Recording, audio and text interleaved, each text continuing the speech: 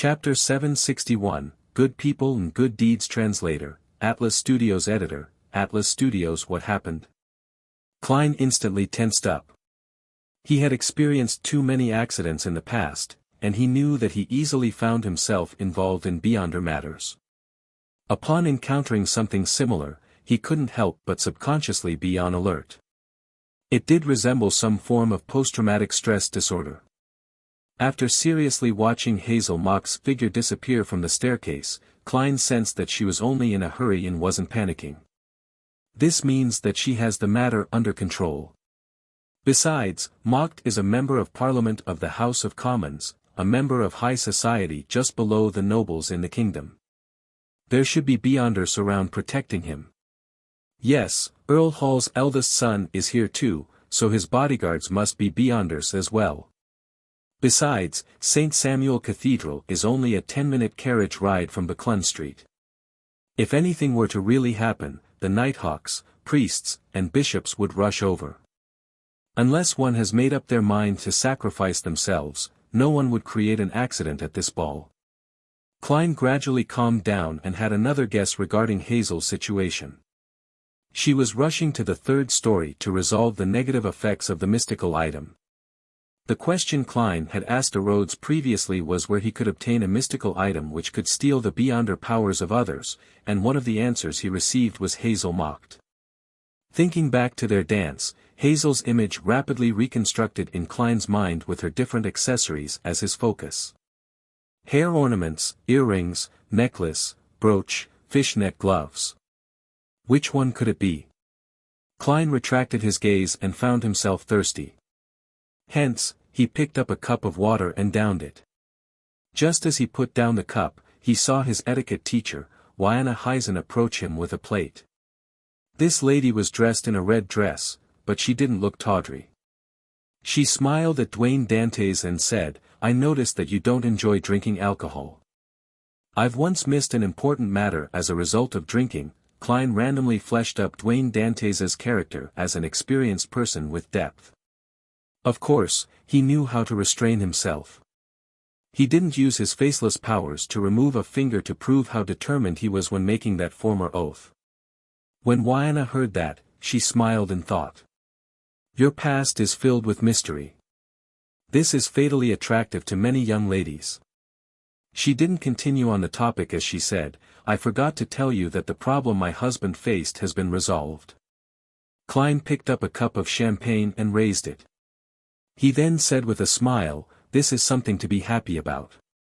Congratulations." He didn't mention anything about him helping in secret. Wiana gave him a deep, penetrating look as she raised the cup of red wine in her hand. "Cheers."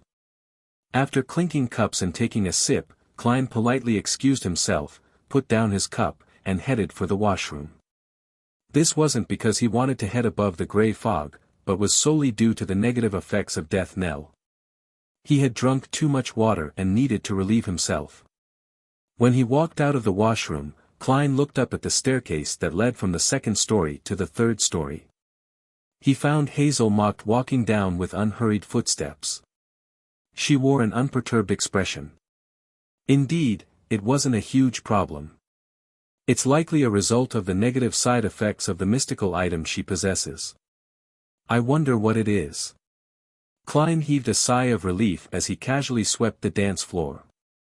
During the interlude between two songs, he walked over to a lady and invited her to a dance. With Dwayne Dantes's appearance and bearing, his invitation was undoubtedly accepted. With him dancing, eating, chatting, and eating again, the ball slowly came to an end as the guests bade farewell one after another. Having completed his mission of exchanging name cards, Klein did the same. However, he wasn't the first or last person to leave. The hall soon turned silent as Ma'am Rihanna monitored the servants while they cleaned up the area. Meanwhile, she beckoned for her daughter, Hazel Mocked. "Mr. Dwayne Dantes's performance was better than I imagined.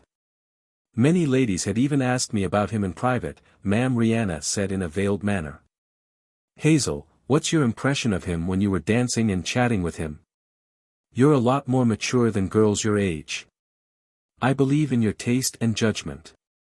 She knew her daughter very well, and she had deliberately added the last sentence, otherwise, Hazel was unlikely to be interested in giving a detailed answer. Hazel wasn't that arrogant when facing her mother. She said after some thought, "He's not very familiar with this circle, and he easily mentions topics that can be offensive, but he's very knowledgeable." Very knowledgeable. Ma'am Rihanna was slightly surprised as she repeated her daughter's words. With her understanding of Hazel, this was a rather good compliment. She couldn't help but be worried that her daughter had taken a liking to Dwayne Dantes. Hazel thinks little of the eligible bachelors around her because they are too young, inexperienced, and incapable. Dwayne Dantes happens to be the kind of man that girls who mature early like. Rihanna suddenly felt a little regret inviting the gentleman to the ball. She knew that with Hazel's personality, she might very well elope if she were to suffer any objection to her newfound love. Hazel seemed to sense her mother's thoughts and said without emotion, "I only like men who are sufficiently powerful." Phew. Rihanna silently heaved a sigh of relief as she was no longer worried about the problem from before. This was because Hazel was a girl who found lying beneath her. Late at night, Hazel got up from bed. With her night vision, she changed into clothes that facilitated movement. She climbed down from her bedroom's balcony and carefully avoided her family's bodyguards.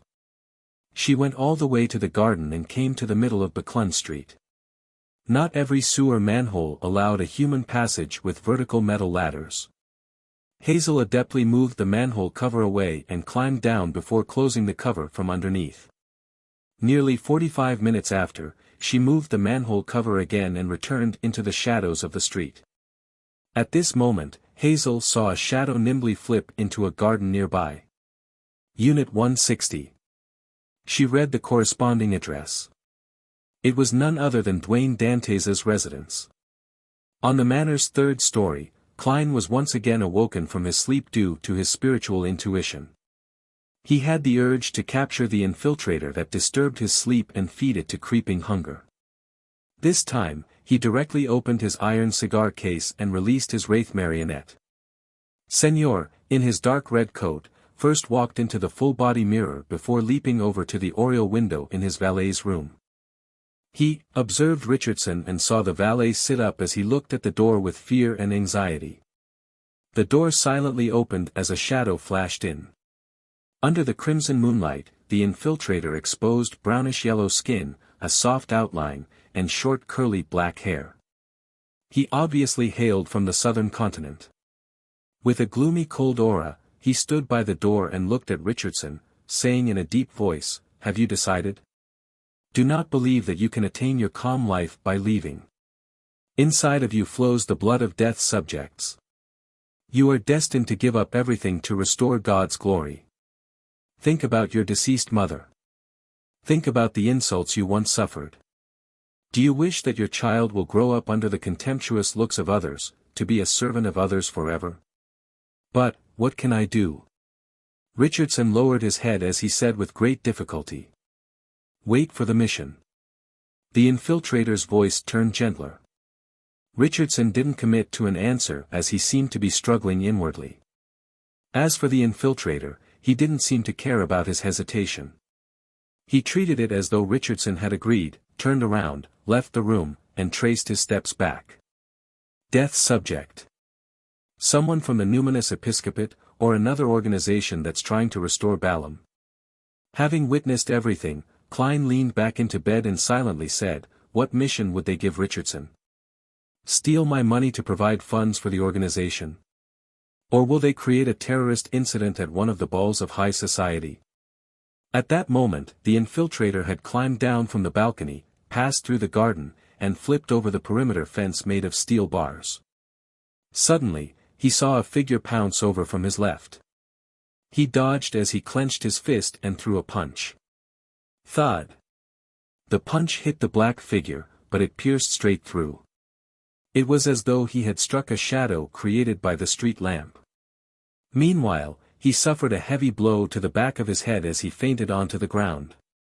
Hazel's figure immediately surfaced behind the infiltrator as she wore an excited expression. It was as though she had completed a successful scam. She quickly reined in her emotions as she maintained her arrogant demeanor. She turned to look at the black metal gates of 160 Buckland Street. This girl bent her back and held the infiltrator by the arm as she dragged him to Dwayne Dantes' doorstep. Immediately after that, Hazel let go of her left hand, cleaned up any traces, walked forward with her chin slightly lifted, and pulled the doorbell. Then, she quickly departed, heading straight to her home through the shadows in the street. And on a street lamp outside Unit 160, on the black metal gate was a piece of glass. It reflected a figure wearing a dark red coat and an old triangular hat. It had seen the entire process. How should I deal with this? Inside the room, Klein was stumped. He knew that Hazel was doing a good anonymous deed for her neighbor to finish off an infiltrator, but this way, if his butler were to make a police report, the matter would be investigated in detail, causing the matter to be transferred to the Nighthawks. When the time came, whoever struck the infiltrator unconscious would become an important question. If Klein was really an ordinary person, it wouldn't have mattered, he could allow the Nighthawks to carry out their investigation. However, not only was he a powerful Sequence 5 Beyonder, but he was also scheming to steal an item from behind Cheney's gate. He didn't wish for any external setbacks to spoil his plans, or else he would have to change identities once again. To be frank, his earliest solution was to find a way to terminate Richardson's services. However, what he had heard changed his mind a little. If I were to terminate Richardson's services, it would be equivalent to pushing him into the abyss despite his desire for a quiet life. It will force him to mix with those people. Unfortunately, Dwayne Dantes has a mission, otherwise, helping him in passing wouldn't be difficult. Klein sighed as he thought. 10 seconds later, the unconscious infiltrator suddenly stood up, cracked his neck, and hid in the nearby shadows. And at this moment, Butler Walter had walked out of the house's main door after hearing the doorbell. Chapter 762, Nation Re-establishment Society Translator, Atlas Studios Editor, Atlas Studios at the gates. Walter used the light from the street lamps and discovered no one was outside through the gaps. The street was silent. For an instant, Walter suspected if he had heard wrong and that the doorbell hadn't rung. He composed himself, and he quickly walked to the servant quarters at the back of the compound. He woke up a few servants and got them to carry double-barreled hunting rifles to begin patrolling the main building so as to prevent any bandits or burglars from infiltrating. Walter didn't immediately get the police, because nothing had happened yet. The doorbell from earlier might have been a prank from a tramp. Meanwhile, under the nearby sewers, the infiltrator was holding onto the metal handles as he slowly headed down into the unlit area. He soon came to a halt, leaned back onto the moss-covered wall, and slowly slid down to sit down on the dirty ground. His eyes closed again as though he was still in an unconscious state. In front of him, a middle-aged man wearing a dark red coat and an old triangular hat instantly appeared. He was none other than Klein's marionette, Wraith Senior. Senior bent down, rummaged through the infiltrator's pockets and found 7 soldi and 11 pence, as well as tiny cloth bags containing different kinds of powders. Inside the room, Klein remotely controlled his marionette from dozens of meters away. As he identified the powder, he discovered that his theories were correct. They were all herbal powder in the death domain. And a portion of them could be used for spirit channeling. He was very likely to be a Beyonder from the corpse collector pathway that hailed from Balam. Even if he hadn't reached Sequence 7 spirit medium, it was very normal for him to prepare the corresponding herbal powders, essential oils, and extract. After all, these materials weren't only used for spirit channeling. Immediately, Klein controlled Senior to set up a ritual to pray to the fool. Then, he went above the gray fog to respond, allowing Senior to complete what followed. After doing all of this, he returned to the real world and continued controlling Senior, allowing him to channel the spirit. Passing through a storm of glimmers, Klein saw the infiltrator's spirit. He appeared listless, blurry, and translucent. "What's your name? What faction do you belong to?" Senior asked with a deep voice. The infiltrator answered blankly, Gadotpos. I belong to the Black Skeleton Gang. Black Skeleton Gang. I believe it's a gang that's active around the border of East Borough and the dock area close to the Backland Bridge area. It's mainly filled with people of Balam heritage. Although they aren't as barbaric and boorish as the Zmanger gang, they aren't strangers to violence. As Klein recalled the intelligence he had previously gathered, he made Senor continue asking, "What do you mainly do? Why are you looking for Richardson?" Gadotpos answered in a muddled state, "We are fighting for God. We were originally members of the Balam Nation Re-Establishment Society. We established the Black Skeleton Gang to grasp various intel and obtain funds. Apart from that, we also have another mission. It is to seek out any items related to death, and send it back to the southern continent. This time, we obtained verified information that in Earl Wolf's collection is a mask taken out from the Eggers family mausoleum. This family is a descendant of God. For this mask, we need to send someone to infiltrate Earl Wolf's household as a servant or infiltrate during one of the balls and banquets he hosts. And Richardson is an excellent choice. He has no history with any of the other organizations, and he's an experienced servant. The servants of nobles are often inherited. It's obviously not easy to infiltrate. Only short-term employments will be made if there's a sudden need for plenty of manpower. Speaking of which, there really is such a situation. At the ball today, a few ladies had mentioned that some nobles who are financially tight will sell lots of their lands and manors, and also dismiss nearly all their servants, leaving fewer than 10 to serve them, so as to barely maintain a decent lifestyle. When there are large-scale balls or banquets that require manpower, they would spend money to hire a bunch of temporary workers from the Family Servant Assistance Association to keep up a front. Also, Earl Wolf actually has a mask from the descendants of Death's family. I recall Mr. Azek's last name to be Eggers. Unfortunately, I don't wish to be disturbed by any accidents at the moment, otherwise, I might have come up with a way to help Mr. Azek obtain that mask.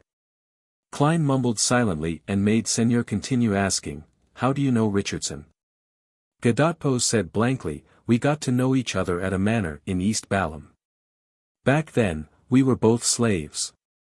Among the slaves, there are people who secretly spread the faith of death. Richardson, his mother, and I couldn't help but become believers of death in such a life. We secretly joined an organization that had a lot of influence among the slaves there. Later, Richardson's mother passed away from an illness, and he was brought to Backland, while I stayed in East Balam before I found an opportunity to escape. A few years later, I was sent to Backland, and I chanced upon Richardson.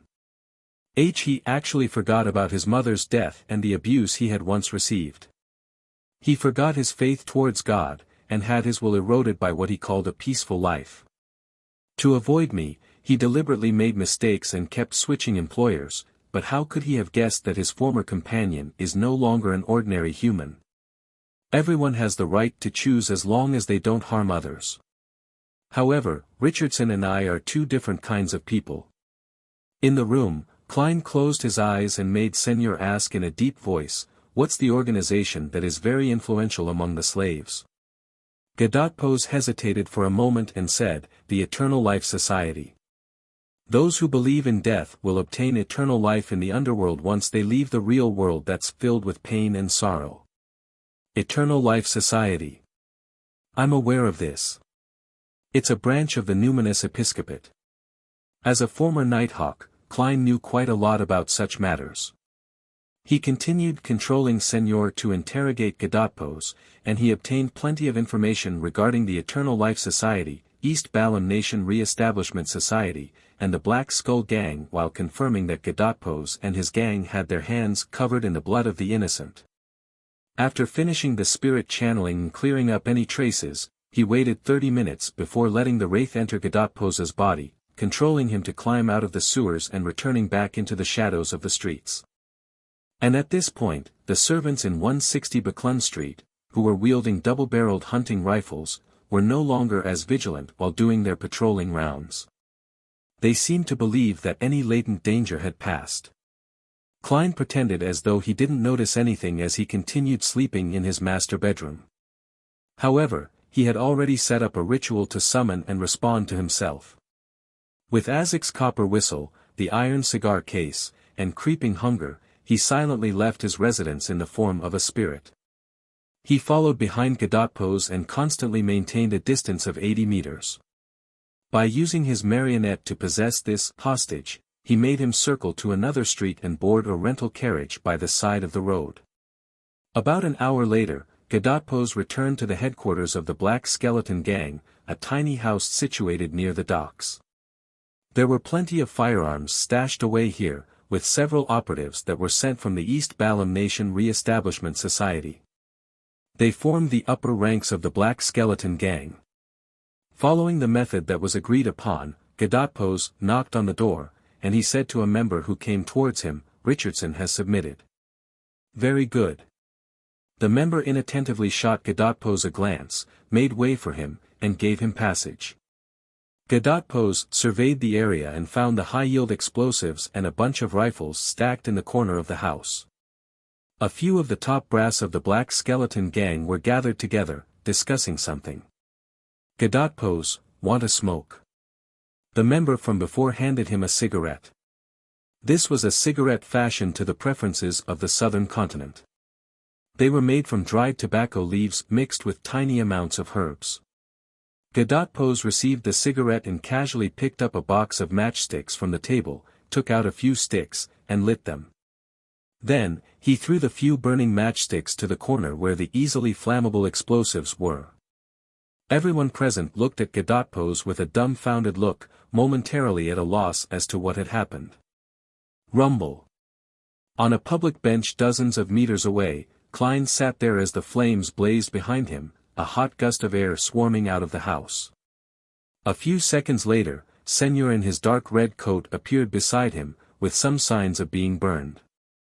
The wraith held his hand to his chest and bowed before returning inside the gold coin inside the iron cigar case. "Unfortunately, I won't be able to pick up the Beyonder characteristics, otherwise, it wouldn't appear like an accident. It'll definitely be suspicious if the upper echelons of the Black Skeleton Gang don't have any Beyonders." Klein silently sighed as he cleared any traces before ending the summoning and returning above the gray fog. The next morning, he got up and washed up as though nothing had happened. He then waited for his valet to bring in a change of clothes. Richardson entered in silence as he finished his work skillfully. Following that, he took a step back and bowed his head. "Sir, after serving you this week, I wish to resign." He typically received a weekly salary from housekeeper Tanaja. "Why?" Klein looked at himself in the mirror as he adjusted his vest. Meanwhile, he leisurely thought, "Not bad at all. You know how to resign by your own volition and not bring trouble to your employer." Richardson had already thought of an excuse. "I believe I'm lacking in ability to be a valet. At last night's ball, I realized how lacking I was when I was interacting with the servants of the other guests." Klein smiled. "Everyone begins with zero experience. Few grew up with experience. Consider it again, and give me your final answer tomorrow." "Yes, sir." Richardson didn't speak further as he took the initiative to leave the room. He went to the first floor to help his employer pick up the morning papers. During this process, he would always first flip through it and place the most interesting articles at the top.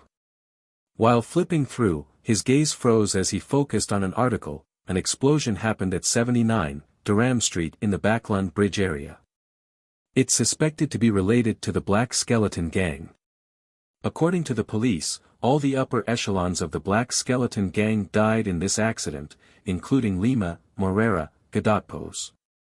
This. Richardson shook his head, suspecting that he was dreaming.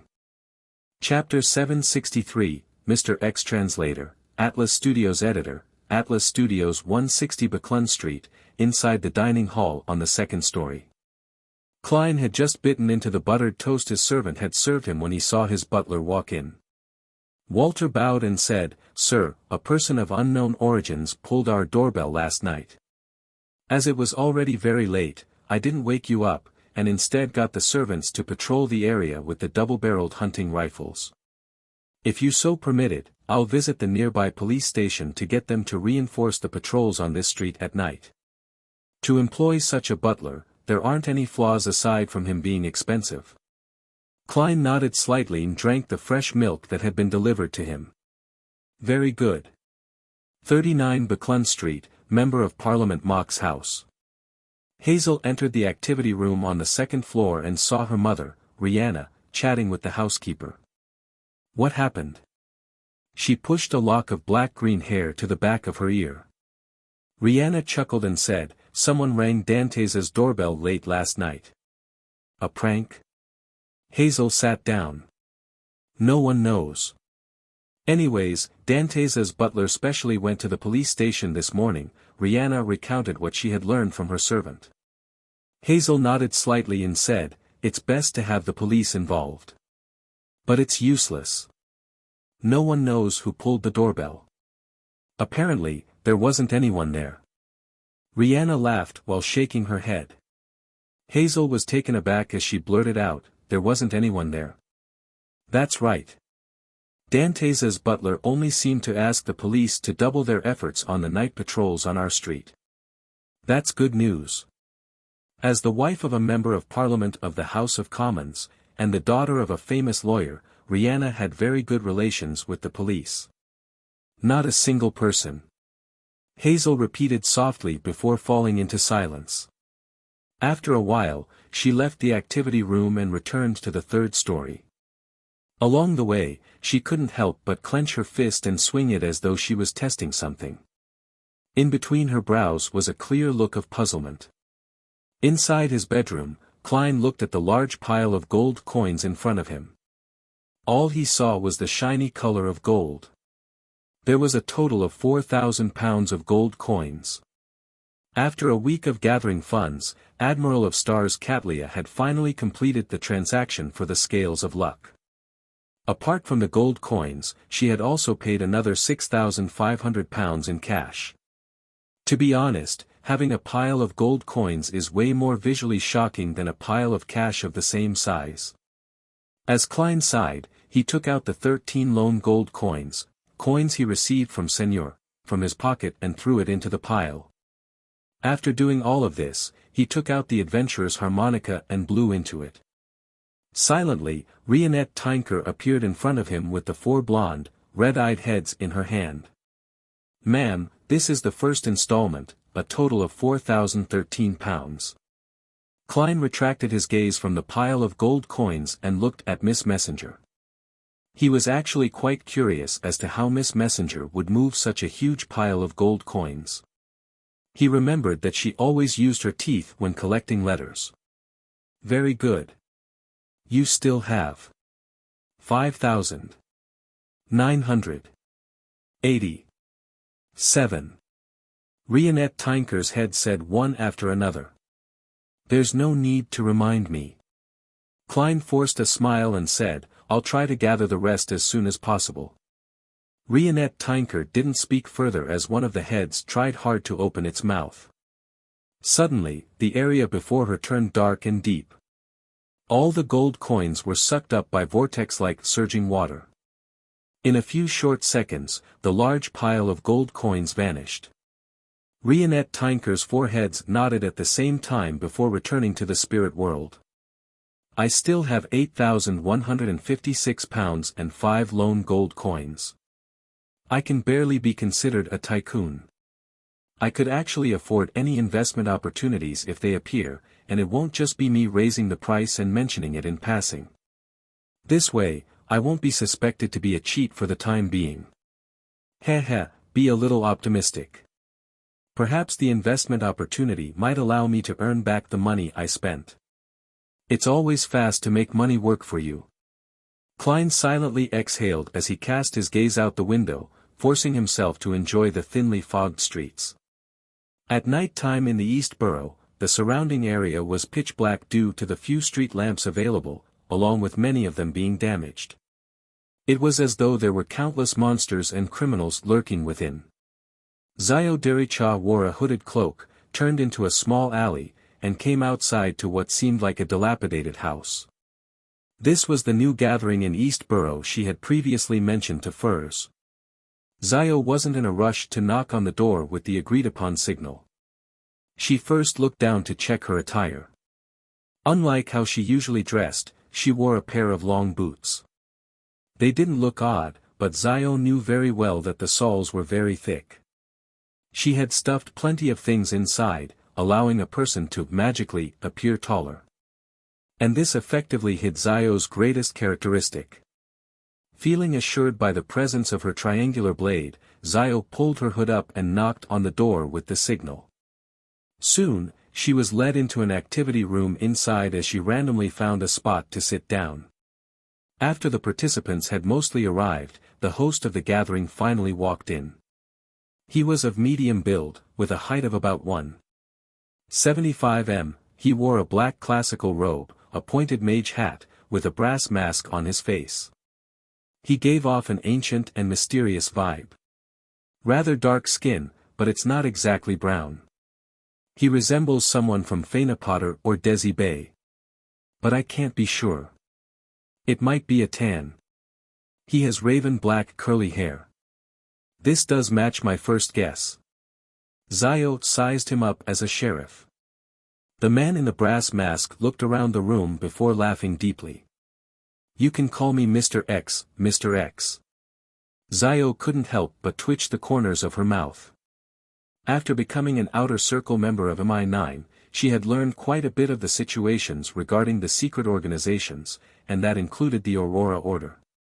Therefore, she knew very well that the oracles of the Aurora Order used alphabets as their code names, and they enjoyed addressing themselves as Mr. or Ma'am. And from her point of view, to address themselves in front of others in such a manner was obvious exposure of their identity and background. After all, the members who participated in these gatherings were mostly Beyonders who were lacking in knowledge. Isn't he afraid that others would report him? It's no wonder the gentleman from MI9 said that the Aurora Order is filled with lunatics, that there's no way to understand their actions with the logic of the average person. Ever since Mr. A vanished, there have been a few gatherings in Backlund that had impersonators, or gatherings that were hosted by his associates for their own benefit. The hosts were quickly reported and ended up being arrested. It's not necessarily the case that Mr. X is from the Aurora Order. Perhaps, he's just like the others. Zio retracted her observing gaze and silently watched the gathering continue. She seldom reported matters, because she had experience as an unaffiliated Beyonder. She knew it wasn't easy to survive in this world with such identities, so long as there wasn't any accidents, she wouldn't provide such intel to MI9.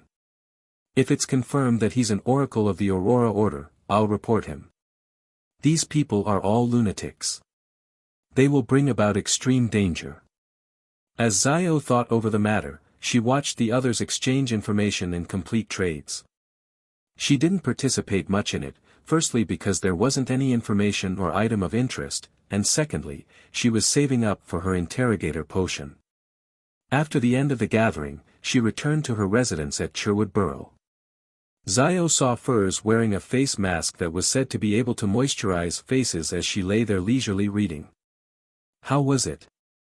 How was that gathering? Furs asked, pretending as though she wasn't interested. Zio threw her cloak to the side and said, there were quite a number of participants, and there were quite a number of items as well, but they were mostly for low-sequence Beyonders. No one will offer anything good at the first gathering, Furs said as she lowered the novel in her hands. Yeah. Zio nodded and said, the organizer of the gathering calls himself Mr. X, but no one knows if he's related to Mr. A. Mr. X. A suspected Aurora Order oracle. Could he be Louis Veen? Furs's attention was caught as she languidly leaned back and asked, what does he look like? He wore a mask. Zio rolled her eyes at her. Do you think I have the ability to see through an obstacle? No. I mean his build. Furs had seen Louis Veen's full figure thanks to her teacher, Dorian Gray, and knew his characteristics.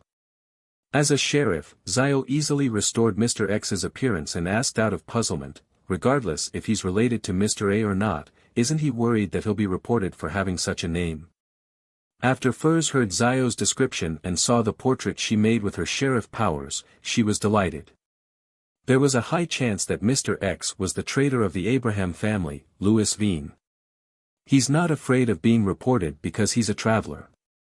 He can calmly escape no matter what happens. If the official organizations were to use their experience like how they dealt with Mr. A, there's really no way they can restrain him. Furs silently mumbled.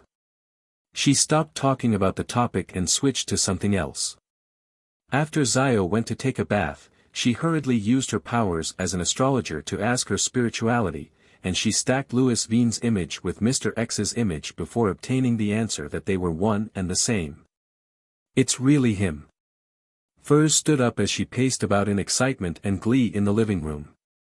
Her first thought was to report this to the various major churches, and also include the tip-off that the target had the powers of a traveler.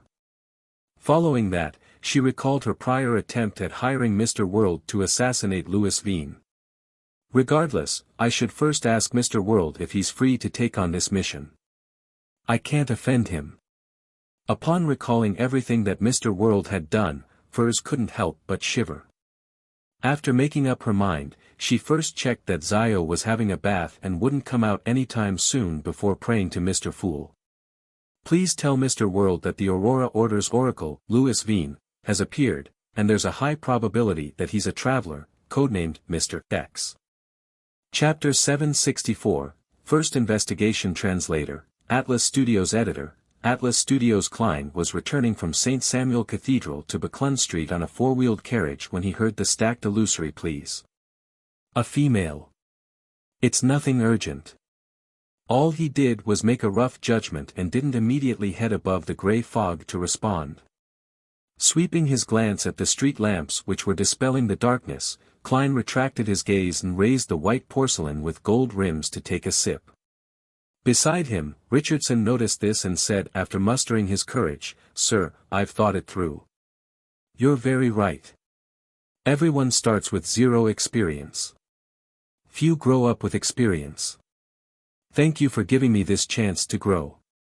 After confirming that Gadotpos and gang were dead, he was finally at ease as he began considering his professional career. Switching employers repeatedly in a short period of time was a stain on a servant's record. Once he resigned from Dwayne Dantes' employ, Richardson believed that it would be difficult for him to continue being a valet. This would be extremely damaging for him. This was not only because a valet's annual salary was at least £25, and was way better than any non-management jobs. It was comparable to a lady's maid, and being a valet gave one the greatest opportunity of becoming a butler. By following their male or female employers and helping them in all kinds of trivialities, being their mouthpiece and assistant would allow them to build up their skills. It would allow them to grasp all the traits needed for being a butler and, as a result, become their employer's confidant. As long as there was a chance, one could easily be made a land steward, butler assistants or deputy butler, as they were slowly promoted to a butler. Richardson did yearn for a peaceful life, but this didn't mean that he was willing to be a servant his entire life. Without a doubt, he wished to rely on his hard work to earn more and gain a higher standing. And becoming the butler of a wealthy family was his ultimate goal. It's not too late to realize that now, Klein replied with a smile, consenting to Richardson's retention. After returning to 160 Buckland Street, he instructed housekeeper Tanaja to prepare supper for him at 11:30 as he headed to the third story where he took off his coat and entered the bathroom. At that moment, the bathtub had already been heated to an appropriate temperature by a maid 5 minutes ahead of time. Klein wasn't in a rush to take his bath, as he went above the gray fog to determine who had prayed to him. Mr. X. Traveler. Miss Magician is rather efficient. Without realizing it, she has matured quite well. Klein muttered to himself. After some serious consideration, he conjured the World Gehrman Sparrow and made this fake person pray amidst the veil of the gray fog. Give me the time, location, and provide more information. Only then will I take action. Klein's idea was very simple. He found a traveler's powers rather useful, but it was difficult for Dwayne Dantes to have a period of prolonged absence from Buckland Street, or stay in his room all the time. It would be fine if Miss Magician could provide detailed and reliable intel, allowing him to carry out the assassination once.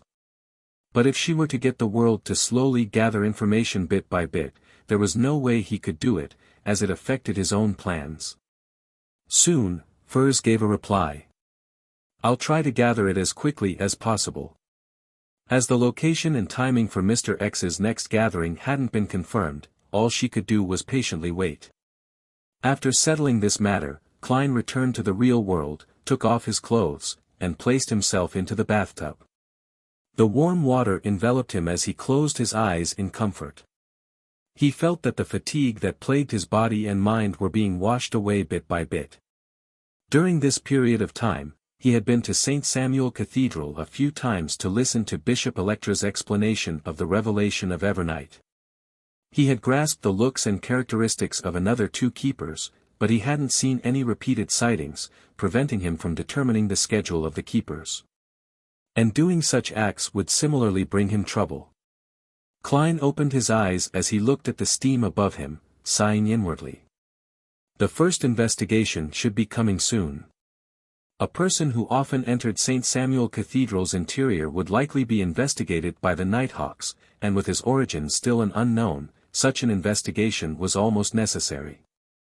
If there aren't any investigations, it would be a serious case of negligence for the Nighthawks. Klein slowly exhaled. In the basement of St. Samuel Cathedral, Leonard slowly walked out of a quiet room. His green eyes had a tint of strange black water as countless illusory bubbles and ripples appeared and disappeared. Not bad. You're already a soul assurer and are almost catching up to me. Standing in the corridor was Daly Simone as she congratulated him in a self-deprecating manner. She was still wearing her hooded black robe, with blue eyeshadow and blush. She had quite an uncanny sense of beauty. When Leonard looked at this familiar lady, he found her bearing even colder than before. There seemed to be countless shadows hidden around her, in layers that went deep and felt cold. Clearly, I'm still very far from you. With your condition, you should be able to advance to gatekeeper, right? Leonard didn't act too casual in front of Daly, speaking rather formally. This was because if he attempted to make any jokes, the one who would eventually be left blushing in embarrassment would definitely be him instead of the lady. Gatekeeper was sequence 5 of the death pathway. I was ready 2 months ago, Daly said without concealing anything, her expression slightly warped. Leonard roughly understood what she meant as he nodded slightly. You haven't contributed enough. Daly curled her lips immediately. That's right. It's like I'm already in bed with everything in place, only to realize that there aren't any condoms at home. Worst of all, it's late at night, and most of the stores around the neighborhood have closed for the day. What an amazing analogy. Leonard didn't think it was right of him to respond as he said with a smile, you can choose to handle certain cases. Without giving Daly a chance to speak, he pointed at the other end of the corridor. Captain Soest is still waiting for me to report on my advancement. Daly didn't say a word as she watched him leave. By the time his back disappeared around the corner, this lady's expression seemed to turn adrift as she muttered softly, Captain Soest. In the room where Leonard's Red Gloves team was temporarily stationed in, Soest, who had just become a spirit warlock, saw his desultory subordinate walk in as he casually threw a dossier over. Very good. You've already advanced. I'll congratulate you later. First, investigate this target's dream. It was already late at night, but for the Nighthawks who were mainly staffed with sleepless, it was no different from day. They even felt stronger at night. Isn't this something the local Nighthawks do? Leonard received the dossier and asked in passing. They've recently been swamped with cases and are lacking in manpower. They've requested our help, Soest explained without much care. Leonard didn't ask further as he looked down and flipped through the dossier. The first thing that he caught sight of was a photograph, and the middle-aged gentleman on it had given him a deep impression. Dwayne Dantes. Leonard's pupils instantly constricted. He knew this man, aware that this person was an undying monster who had survived since the fourth epoch. He was at least a saint or even stronger. Furthermore, he knows my secret and old man's identity. Leonard instinctively raised his hand to rub his temples. Captain Soest, I just advanced, and my spirituality is a little out of control. Is that so? Only then did Soest realize that he might have made a mistake. He hurriedly turned to look at another red glove and said, Albert, you do it. Albert was a man in his 30s. His hair was slightly blonde, and his skin was pale. He didn't look too healthy. Leonard heaved a sigh of relief as he handed the dossier over to him. At this moment, his heart suddenly skipped a beat. Would Albert suffer any negative effects if he were to enter the undying monster's dream? At that moment, he felt a little regretful. He believed that he should have done it himself. At the very least, he knew the level of danger and had faced him before. It wouldn't result in him provoking him. Dwayne Dantes likely won't do anything to Albert. If he has any excessive reaction and causes anything abnormal to happen to Albert, he would immediately expose his problems to us. And with our church's strength and Backlund situation, there's no way he can leave this city alive. Leonard quickly calmed down, believing that Dwayne Dantes would use a milder manner to avoid the dream investigation. He pulled over a chair and sat beside Albert. Although he appeared like he was reading the papers without much thought, he was constantly watching him to prevent any accidents from happening. 160 Backlund Street, inside the master bedroom. Klein suddenly woke up in his dream, aware that someone had come. The investigation of the Nighthawks? As he mumbled, he surveyed the area and found himself in the half-open room. Following that, he heard knocks on the door. Come on in. Klein tried hard to make his voice sound like a dreamy murmur. The doorknob twisted as the door opened. A thinly built blond man dressed in a black trench coat walked in. He was none other than the Red Glove, Albert. I'm a superintendent from the Backlund Police Department. Albert casually showed proof of his identity and sat opposite Klein.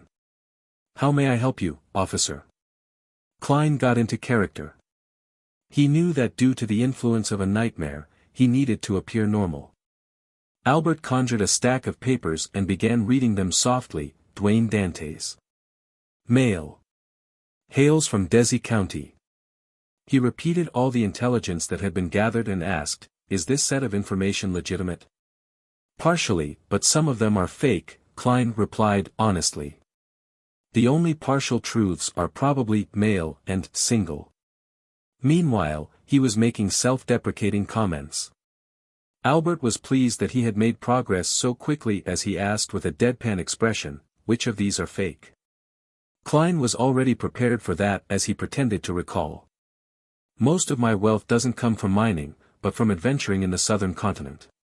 He fabricated a story from Anderson's description of West Balam about how a commoner earned his wealth by relying on his eloquence, intel, experience, and guts in an area that conflict often happened between Lone and Intis.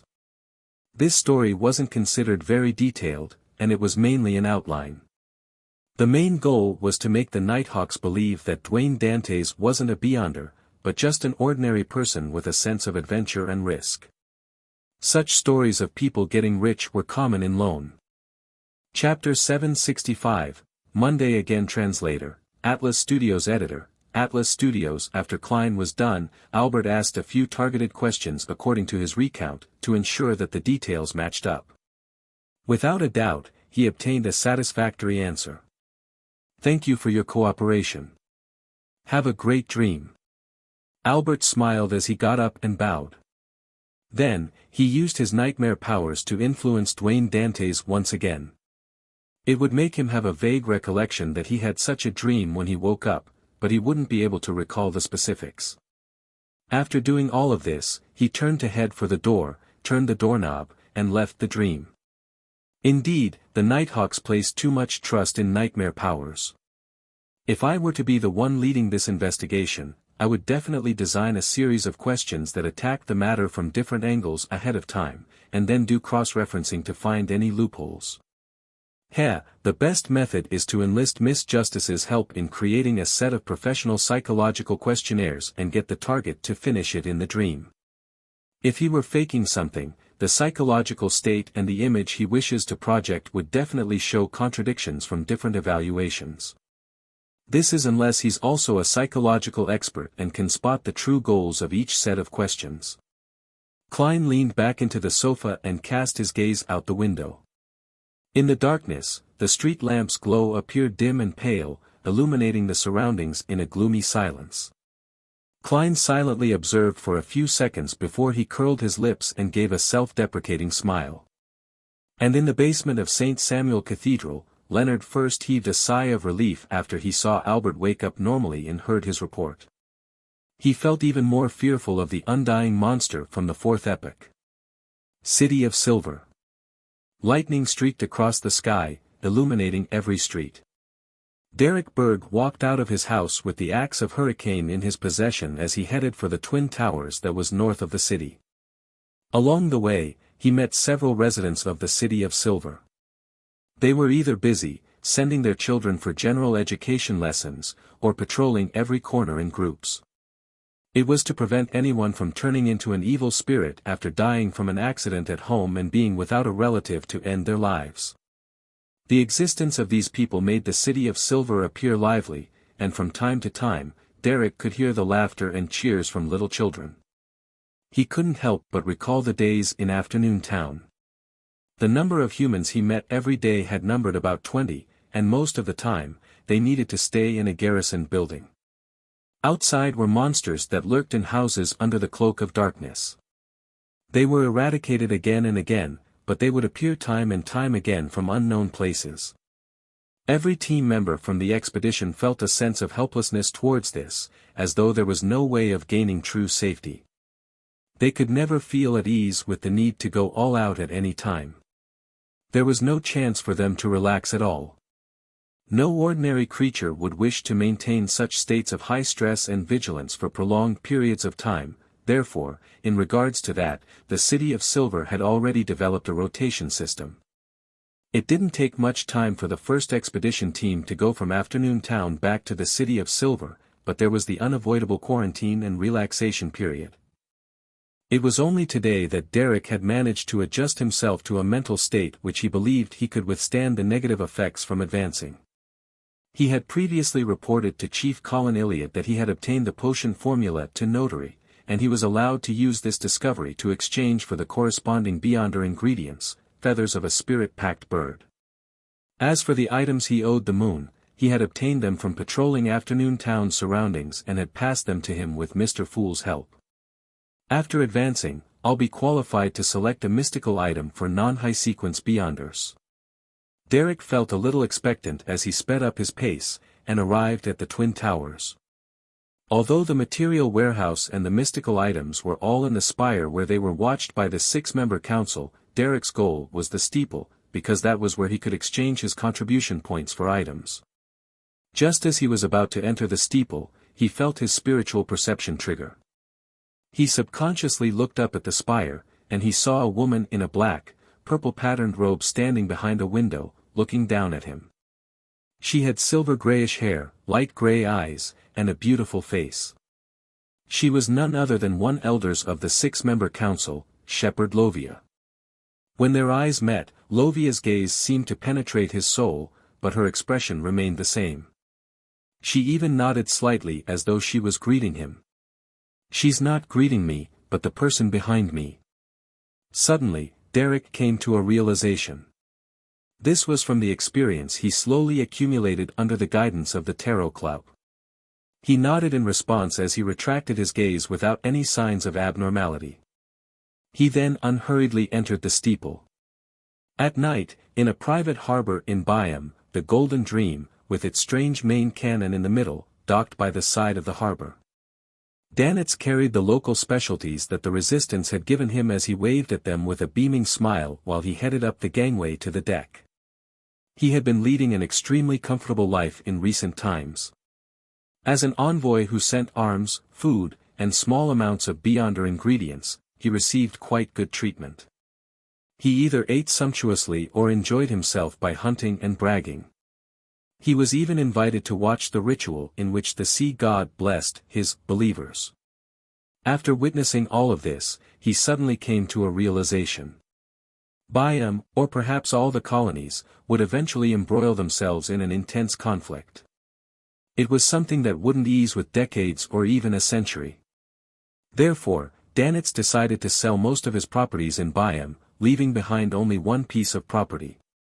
He then found a chance to buy properties in the Intis capital, Trier, and the Lone capital, Backland, as well as extremely idyllic and peaceful villages. I can also take the opportunity to return to Elima town and visit the old man and mom. Yes, I can buy one less house and get them a vineyard. Danitz waved passionately at the resistance once again. He then puffed up his chest and said smugly to Flowery Bow-Tie Jodson, "Where's Captain? I need to report to her on the recent developments." Jodson sked in contempt. "She's obviously in the captain's cabin." Meanwhile, he lampooned inwardly, "This fellow is becoming more and more arrogant after establishing ties with Gehrman Sparrow. However, that crazy adventurer is really terrifying. He actually managed to hunt Admiral of Blood." "Heh." Danitz scoffed as he walked with a provocative gait and entered the cabin where he met Vice Admiral Iceberg Edwina Edwards. He instantly stopped his provocative look as he smiled. "Captain, I've completed the mission." "Details," Edwina put down the book in her hand as she asked. Danitz was already prepared as he gave a detailed description of what had happened recently while exaggerating his importance. When he was done, he said, "Captain, I met Gehrman Sparrow, and he got me to ask you if there have been any abnormalities with elvish songster Ciatas's corpse and that golden wine cup." Edwina didn't answer him directly as she walked to a corner in the captain's cabin. Sitting there was a black wooden chest. The Golden Dream was setting sail for Sonia Island, so Ciatas's and Mobit's remains remained on the ship. They were stored by Edwina in a specially prepared chest. Bending one knee in genuflection, Edwina opened the wooden chest, allowing the interlocked remains to see the light of day. The mostly squashed golden wine cup was held silently in a bony palm without any abnormal signs. "There's nothing abnormal," Edwina gave the conclusion. Danitz shot a glance and memorized the answer, preparing to report this to the mighty fool once there wasn't anyone around, so that he could forward the message to the lunatic, Gehrman Sparrow. "Nothing abnormal." Above the gray fog, Klein frowned slightly, feeling a mixture of puzzlement and ease. According to his theory, there was a high chance that there was a problem with the golden cup. To have nothing abnormal happen to it had exceeded his expectations. However, he also liked the answer. This was because he didn't wish for Ciatas's and Mobit's eternal slumber to be disturbed. Perhaps it needs other additional catalysts. Heh, let's hope that never happens. Klein muttered to himself before casting his gaze onto the junk pile where Grozel's travels was. As he temporarily didn't have any intention of entering the sea of collective subconscious, along with his recent focus being on the Antigonus family's notebook, he had delayed his plans of searching the book world a second time. Phew. Klein exhaled, retracted his gaze and prepared for this week's tarot gathering. 3 in the afternoon, Backland time. Dark red beams of light shot up along the two sides of the long model table, materializing into different blurry figures. As usual, Audrey was in a good mood, or perhaps in a better mood than usual. This was because her brother, Hibbert Hall, had sent a telegram, informing her that the purchase of the Backland Bike Company's 10% shares was completed for a total of £12,000. Furthermore, she didn't need to rush back to Backland to sign any documents. Before Hibbert set off, she had signed a letter of authorization while under the witness of 2 lawyers. All she needed to do now was wait for everything to be over before signing a letter of confirmation for her brother. Audrey curled up the corners of her lips as she stood up and said to the figure sitting at the end of the bronze table who was concealed by grey fog. "Good afternoon, Mr. Fool, may Mr. Fool bless me. I hope there will be clues to the fruit of an illusory chime tree today. Immediately after that, she began praying in silence. After exchanging greetings and taking their seats, Catalia didn't let down Klein's expectations. Once again, she lowered her head without daring to look straight at him. "Mr. Fool, there are 3 pages of Emperor Rosel's diary this time. Has that Queen Mystic still not found the clues to why Emperor Rosel was assassinated? She's still providing diary pages through Ma'am Hermit. What a pity, I've recently been in the fief, and I haven't had much contact with the psychology alchemists.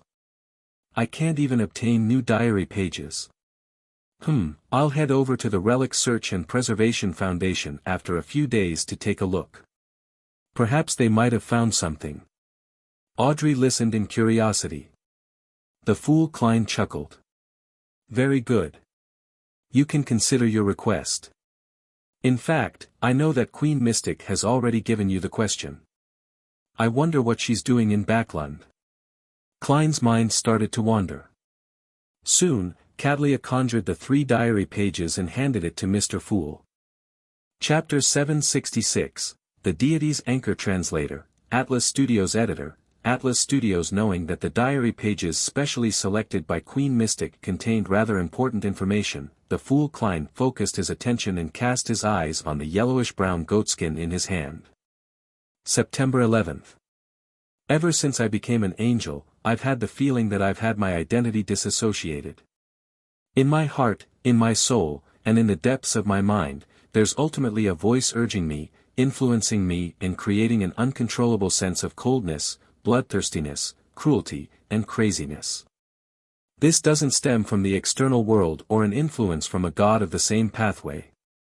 I can clearly sense that it comes from one's genes, the collective subconsciousness of humanity from generation after generation. It stems from the beyonder characteristic itself, and not from the remnant psychological influences. It makes me have a strong desire to hunt and kill. It makes me want to devour all the living beings around me with beyonder characteristics. It requires me to spend a lot of effort to resist it. Even if I've already acted and digested the potion, it doesn't seem to improve. It's no wonder that Mr. Dorr said that rationality is temporary, but madness is eternal. September 28th. I haven't written a diary entry in ages. In the past half a month, I seem to see myself being replaced by a stranger. Bit by bit, I turn cold and terrifying. Even my daughter, Bernadette, can only allow me to show her minute amounts of fatherly love. Very, very tiny amounts.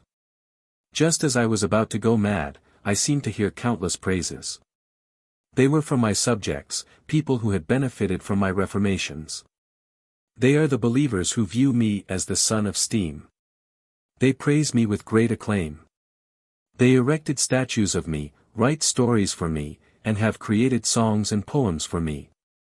Their voices seem like a ship's anchor that helps me secure myself in place.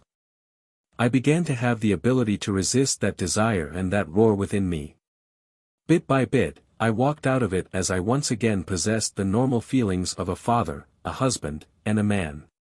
Just sequence 2 alone causes such changes. At sequence 0, at the level of a true God, how terrifying would it be to resist that madness? Perhaps they also need an anchor so as to resist the beyonder characteristics and the strong inclination to lose control, the urges buried deep in the collective subconscious. I probably understand why they establish churches and why they want to spread their faith, to write stories for their faction saints and leave legends for their corresponding angels. But why do they not have any anthropomorphic form other than symbols? I can't understand it. I'll try asking Mr. Dorr in the future. He seems to know a lot in regards to the domain of deities. If he had been released back then, there might very well be an additional deity today. September 29th. After rereading yesterday's diary entry, I recalled the corresponding rituals of my Sequence 4, Sequence 3, and Sequence 2. They clearly had hints of madness and cruelty, akin to the kinds held by antagonists in novels. A sequence pathway might very well be a path destined to be crazy and filled with despair. And this is the only path for humans to obtain extraordinary strength. How laughable and ironic it is. We strive to save ourselves, only to better destroy ourselves. The first page's content left Klein's heart heavy and repressed. The Roselle who had written those words was no longer an ordinary person, but someone who had become an angel, someone who had joined the Twilight Hermit Order, and someone who had seen the blasphemy slate. His understanding of the mysterious world and beyonder characteristics far exceeded him, but he was even more pessimistic than him. He seemed to believe that the world's origins were innately warped, crazy, and destined for destruction. However, the seven deities have apparently found a way to maintain their rationality. Ordinary humans aren't without any use. Their cognition and their spirituality put together can help a deity anchor their original image, retaining their memories and reason that they had accumulated for years. This can be inferred from Roselle's own experiences. However, why would the seven deities abandon their anthropomorphic images and use sacred emblems as a form of abstraction? This doesn't match my theories. I can't understand why. Klein didn't waste any time as he flipped to the next diary page. December 5th. Night of the blood moon. I conversed with Mr. Dorr. Like every time prior to this, he would always make a request to get me to help him return to the real world, but he doesn't overly insist on it. Furthermore, he would randomly answer some of my questions. Heh, it's like he is playing a game, trying hard to raise my affection towards him. But unfortunately, I'm sorry, I've already sealed off that option ahead of time. As I already knew of the legends of the Kings of Angels, I mainly asked Mr. Dorr about the level of strength that the Kings of Angels have, knowing the fact that I had nothing to lose by asking him that question. Mr. Dorr said that some of the Kings of Angels accommodated the uniqueness, while others had consumed 2 sets of Sequence 1 potions. It could also be both. The word accommodate is used in an odd manner. I had asked him about it, but Mr. Dorr didn't directly answer me. All he said was that if one was unable to accommodate the uniqueness, then the uniqueness was a burden instead of an aid to a Sequence 1 angel before they held the ritual to advance to Sequence 0. It's understandable. It's akin to using a Grade 0 sealed artifact. The negative effects are often terrifying, and the uniqueness must definitely be even more exaggerated. I also asked which Kings of Angels had accommodated their uniquenesses, and similarly, Mr. Dorr didn't give a direct answer. He only said that Amon and Adam make all the angels feel a sense of envy, because they were born with a uniqueness and didn't need to consider the problem of accommodation. From another point of view, does it mean that Amon and Adam's state is equivalent to having consumed a Sequence 1 potion and the uniqueness? As expected of the Creator's sons. That Creator who's also known as the ancient Sun God was actually so powerful that he could pass on a uniqueness to each of his 2 sons, as well as Sequence 1 Beyonder's characteristics. Was he trying to purify himself to eliminate any unneeded interference? Then, does Mr. Dorr also accommodate a uniqueness, and also possibly have even consumed 2 Sequence 1 potions? I didn't ask, because I knew he definitely wouldn't answer me. During the conversation, Mr. Dorr warned me not to directly say out Adam's full name, otherwise, it would be detected and the conversation would be discovered. I had an inkling why as I laughingly asked him that didn't he just say Adam's full name. Mr. Dorr said it didn't matter. This is because the Apprentice Pathways Sequence 4 is called Secret Sorcerer. It has the meaning of maintaining secrecy, and although it's inferior to the Servant of Concealment, it's enough for him to block any detection at his level. I asked another few questions regarding the deities, but Mr. Dorr didn't answer. All he said was that when I had the ability and opportunity, I could head above the moon to take a look. I would then understand many things. This is somewhat in line with some of my previous thoughts, but I'm suspecting if he is luring me there to get a chance to return to the real world. After all, his appearance each time is related to the moon.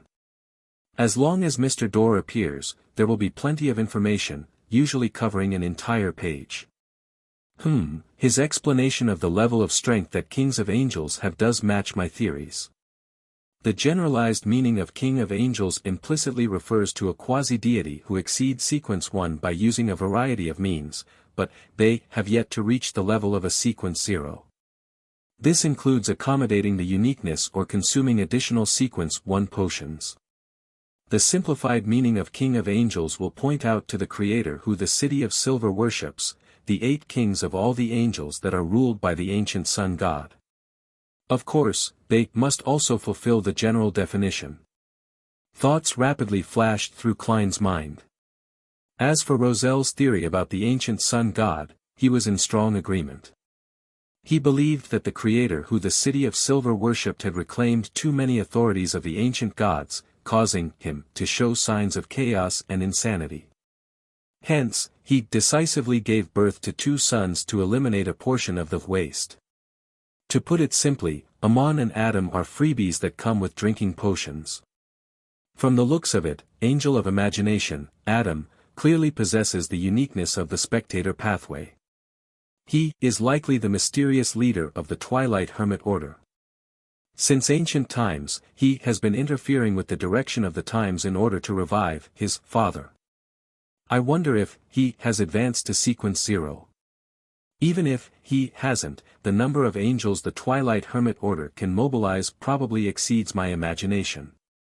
Oh, secret sorcerer actually has the meaning of keeping secrets, as well as the implications of concealment. Klein instantly recalled the symbol on the back of the fool's chair. It was the pupilless eye, a symbol representing secrecy, and the contorted lines that represented change. He quickly reined in his thoughts and flipped to the 3rd diary page. November 28. I dreamed of Grimm again. He was the smartest among my subordinates, but unfortunately, he died in the fog sea due to some unknown infection while exploring that nameless island. He didn't even leave a child behind. Back then, I knew that the nameless island hid secrets with unimaginable danger, but due to my lacking strength, all I could do was hold back. The dream this time is likely a result of my spirituality reminding me that I can explore that island, grasp its secrets, and completely resolve Grimm's matter. November 29. I summoned 3 subordinates, and with Benjamin Abraham's help and some searching, I finally found that nameless island again. I didn't directly enter, and I decided to rest for a day along its periphery. Edward said that he also often dreams of Grimm, feeling a deep sense of guilt for not having managed to save him back then. This is not your responsibility, but my problem. That was what I said to Edwards because I'm their leader. November 30. We ventured deep into the island. Existing here were beyonder creatures that large sources of data claim that they have gone extinct. They gathered there without any conflict, as though they were consecrating something. This bunch of beyonder creatures without any intelligence appeared to be holding some ritual. They were praying to an unknown deity. In the ritual, I saw Grimm. Chapter 767, Passing a Message Translator, Atlas Studios Editor, Atlas Studios Grimm, who got infected on the Nameless Island and was undeniably deceased, appeared once again on the Nameless Island. Emperor, when did you start writing horror stories? Also, where's the rest?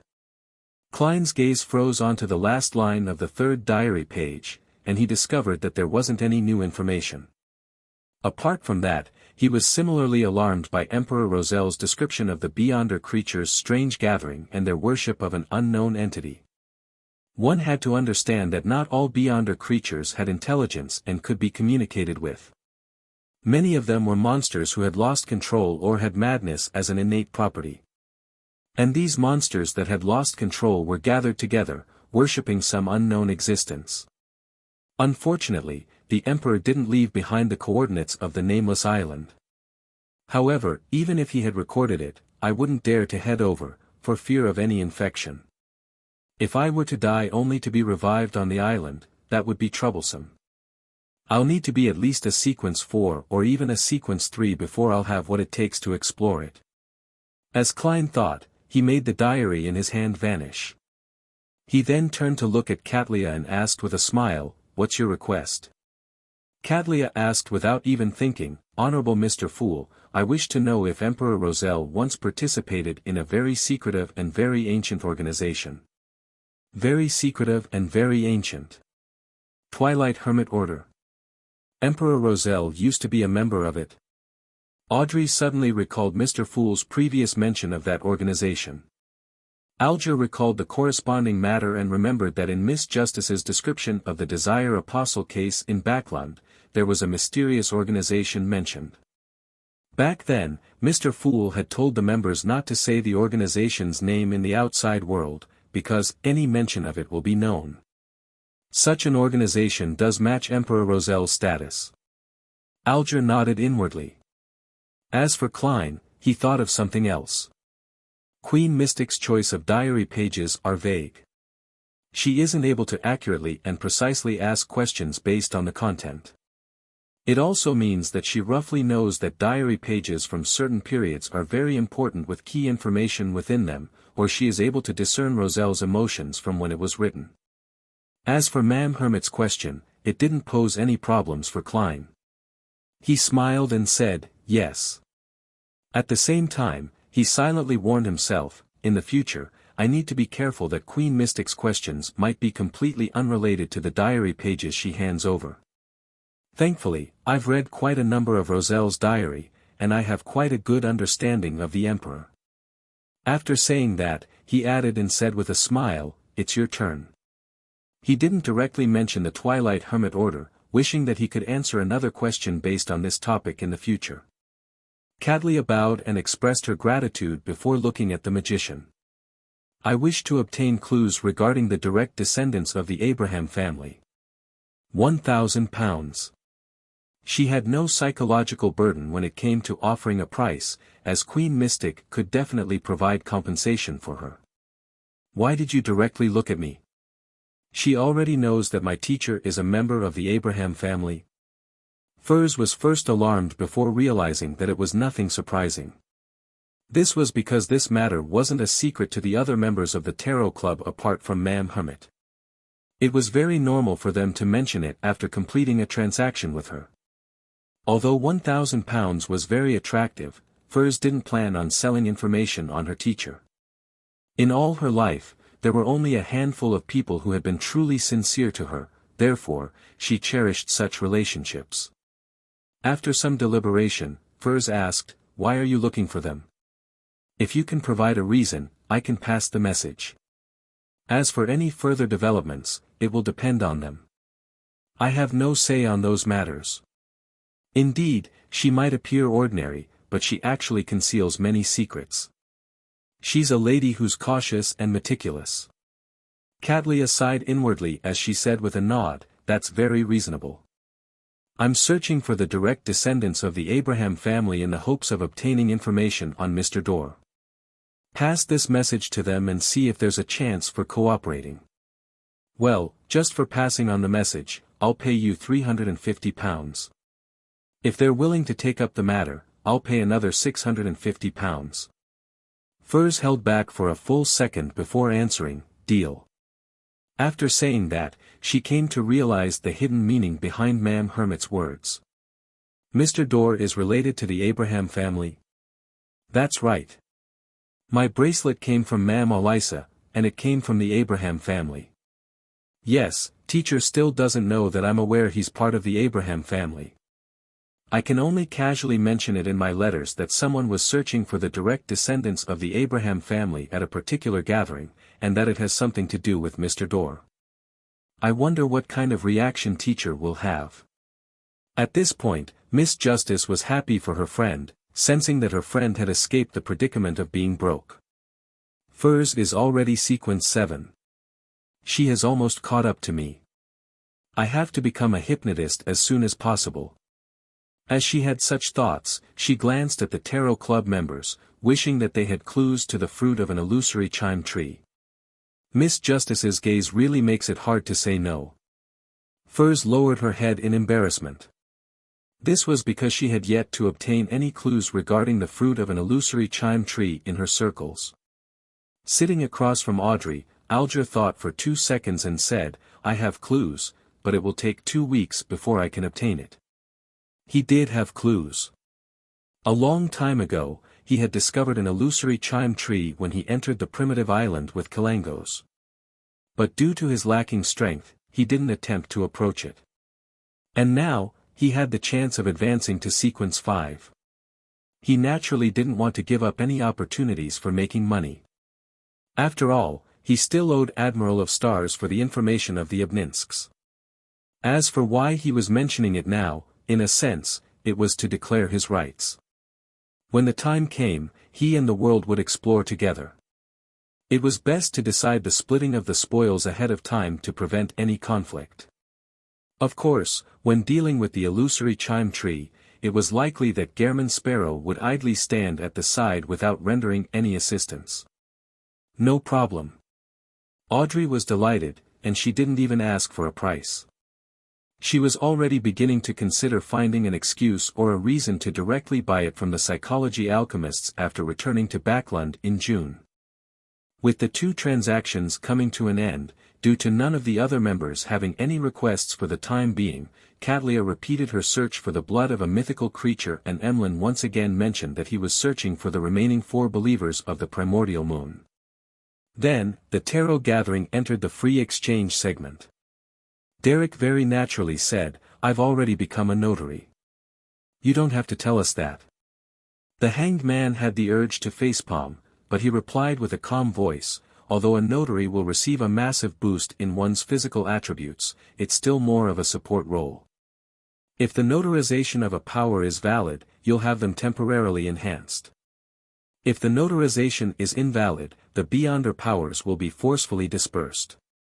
At the same time, a notary is good at creating contracts. Once a signature is provided as confirmation, even a sequence 5 cannot violate it. Even if a sequence 4 demigod tries to forcefully violate the contract, they will have to pay quite a price." As a member of the Church of Storms, it was one of the basics for him to know the strengths and weaknesses of the Sun pathway. Therefore, Alger carefully explained the exact situation for Little Sunday. He also reminded him to select a mystical item that was good at controlling a target. If there wasn't any, it was best to select something with powerful offensive strength. "Thank you, Mr. Hanged Man," Derek thanked him from the bottom of his heart. Deep down, in the entire Tarot Club, he felt that the greatest and most respectable person was Mr. Fool, and the most impressive person to strive for as a role model was Mr. World. And the most reliable and kind person was none other than wise Mr. Hanged Man. Towards this, Emlyn thought, "This fellow has actually caught up to me. No, I can't be surpassed by him. I need to complete the hunting competition as soon as possible to get the rewards." He contemplated for a few seconds, and after receiving Mr. Fool's permission, he conjured the thin moon puppet that resembled a wooden pole. "Ladies and gentlemen, does anyone of you know what this is?" He knew that Mr. Fool was definitely aware of the answer, but he temporarily didn't have anything he could use for an equal exchange with this mighty existence. Therefore, he could only rely on the other members of the Tarot Club for any answers. "Isn't this the puppet I saw at that gathering?" Mr. Moon already found his target. Furs similarly waited for others to give an answer out of curiosity. Cadlia carefully observed it before frowning. "It's likely a moon envoy. It's a beyonder item that primordial moon believers create by using a bloody ritual that spans centuries. It's said to be imbued with divine powers. Each one of them possesses an unimaginable horror. Where did you obtain it from? It's very dangerous. It's best that you hand it over to the upper echelons of the Sanguine." Emlyn changed his sitting posture and chuckled. "I encountered it when hunting the primordial moon believer. She's already dead, while I'm still alive." Mr. Moon's flaunting of himself is really obvious. The senior spectator, Audrey, chuckled inwardly. Cadlia was taken aback. Without deliberately hiding anything, she asked, "How did you do it? Did the upper echelons of the Sanguine provide you with assistance?" Emlyn gaped, somewhat at a loss for words. Only then did he realize that this topic wasn't suitable for a deeper discussion. "Ahem. He cleared his throat and looked towards the end of the long bronze table. I sought help from Mr. Fool. Chapter 768, Conversation, between Smart People. Translator, Atlas Studios. Editor, Atlas Studios sought help from Mr. Fool. You can do that? Cadlia was stunned by what she heard.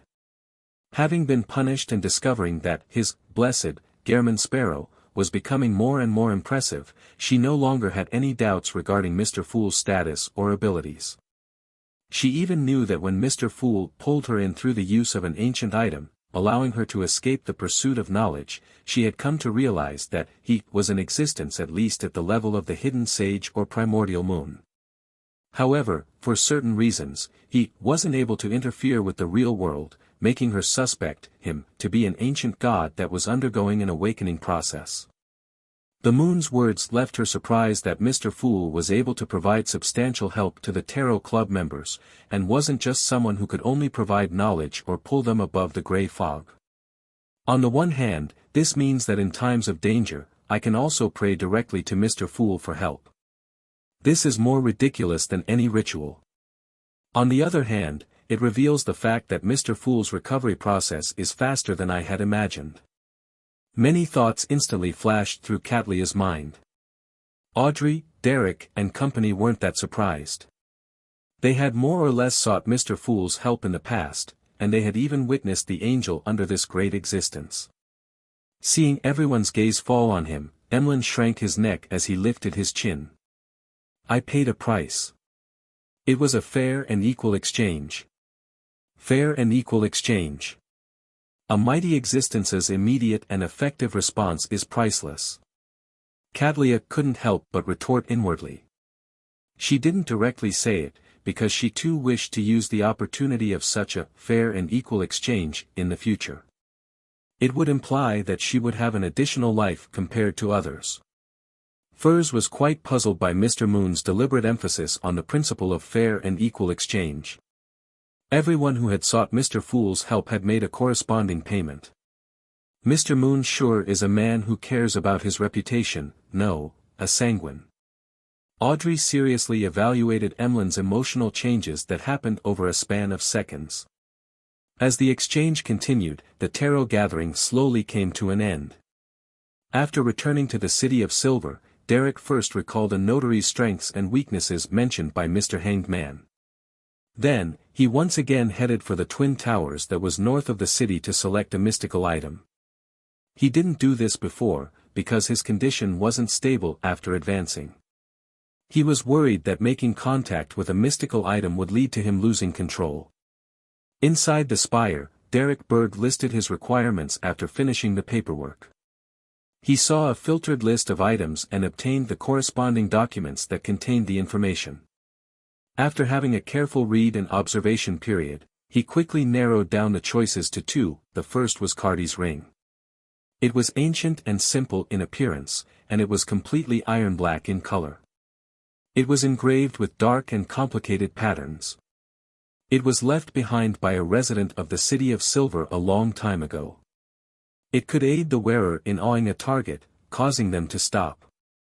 It could also make ordinary humans temporarily lose their reason, or it could awaken the hidden emotions and memories of a crazy monster, allowing them to enter a brief period of confusion in which they wouldn't deliver any attacks. The other item was Thunder God's Roar. It was obtained from a city that was in ruins. It was rather heavy and resembled a sledgehammer. It was dark blue in color while silver lightning swirled around it. Holding its handle felt like holding the leg bone of a creature. It could produce sounds that left the enemy in fear and chaos while in combat, as though a thunder god had descended upon the ground as he kept roaring. Every strike brought with it a potent destructiveness with no lack of terrifying lightning. The negative effect of Cardi's ring was that the wearer would unknowingly produce another self. Therefore, one needed to periodically receive treatment from a psyche analyst. If there were any mistreatments, then it could result in the aggravation of the problem, making it harder to treat. And eventually, the two selves would enter a fight, ultimately leading to losing control.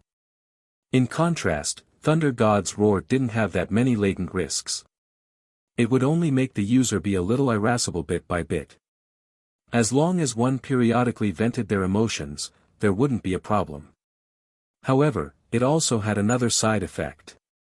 In a completely dark environment, the chances of being attacked by terrifying monsters from the depths of darkness was 100%. The chances of being attacked is 100%. Upon seeing this number, Derek turned gloomy. This meant that many City of Silver residents had vanished because of this reason. They were the former owners of Thunder God's Roar. Which should I choose?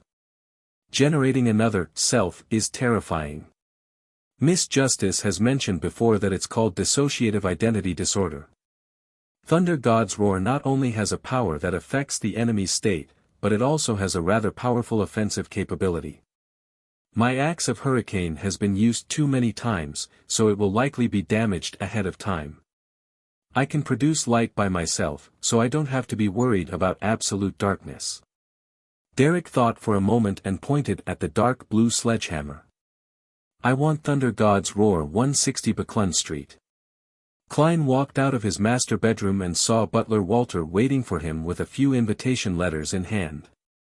Sir, there are a total of 3 invitations this week. There's an afternoon tea session on Wednesday, a literary salon on Friday, and a banquet on Saturday. They were sent from. Klein listened with a warm expression before saying with a smile, tell these friendly inviters that I'll be participating. All right, sir. Walter bowed and left the 3rd story. Seeing the figure disappear from the stairwell, Klein couldn't help but sigh inwardly. After another week of such invitations, it will be my turn to invite my neighbors for a banquet or a ball.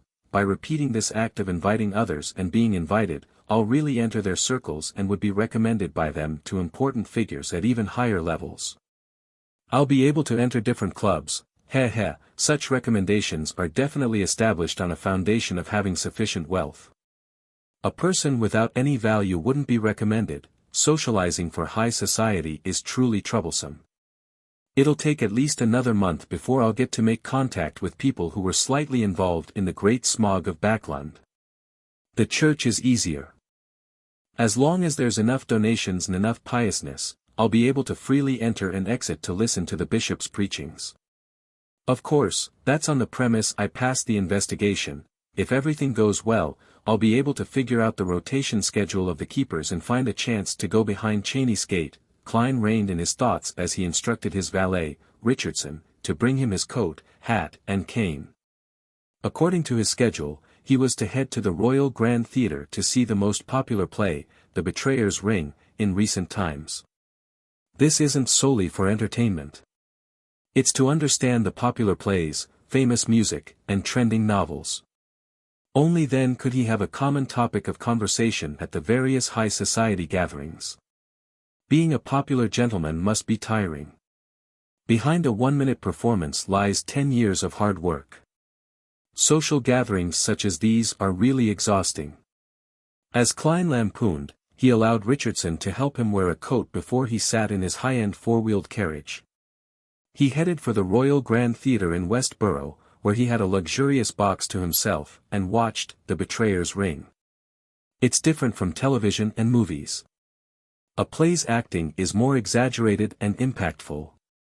Yes, this is determined by the acting environment. The story isn't bad. But why does it seem familiar? Don't tell me that it's a story adapted from Emperor Rozelle's works. These are likely famous play actors. The papers have mentioned them before. It's said that they're very popular, just like celebrities on Earth during the age of the internet. As long as I participate in the gatherings of high society, I'll definitely have the opportunity of meeting them. As Klein watched the play, he habitually lampooned inwardly. Sherwood Borough, at the ticket booth of a large theatre. Melissa, who finally had her turn, pushed the notes and coins through the booth window and said, The Betrayer's Ring. 2 tickets. 3 p.m. on Sunday. After watching The Betrayer's Ring, Klein sat in his carriage as he sipped a cup of black tea and received the evening papers that Richardson had purchased. He first flipped through the play's critic column, and he found the comments from some professional critics. He compared their reviews to his own, and he gradually formulated a unique and profound experience. Yes, at the very least, it's enough to fool those ladies and gentlemen. After Klein finished his homework, he leisurely read the papers and was surprised to find a piece of news. The Backlund Bike Company's 10% shares have been sold. Further inquiries won't be entertained. It's done. By publishing this piece of news, it means Mr. Isengard has already received the money. Klein was first delighted before he frowned slightly. His gaze landed on the exclamation mark at the end. The information was indeed what he and Isengard Stanton had agreed upon ahead of time, but he found that exclamation mark was rather harsh on the eyes. Such a statement doesn't need an exclamation mark. Mr. Isengard is a person who pays attention to details. He wouldn't give the papers free rein. He deliberately left the exclamation to pass a message. He's giving a warning. While pondering, Klein suddenly realized something. The 10% shares which Isengard Stanton sold are obviously from Sherlock Moriarty.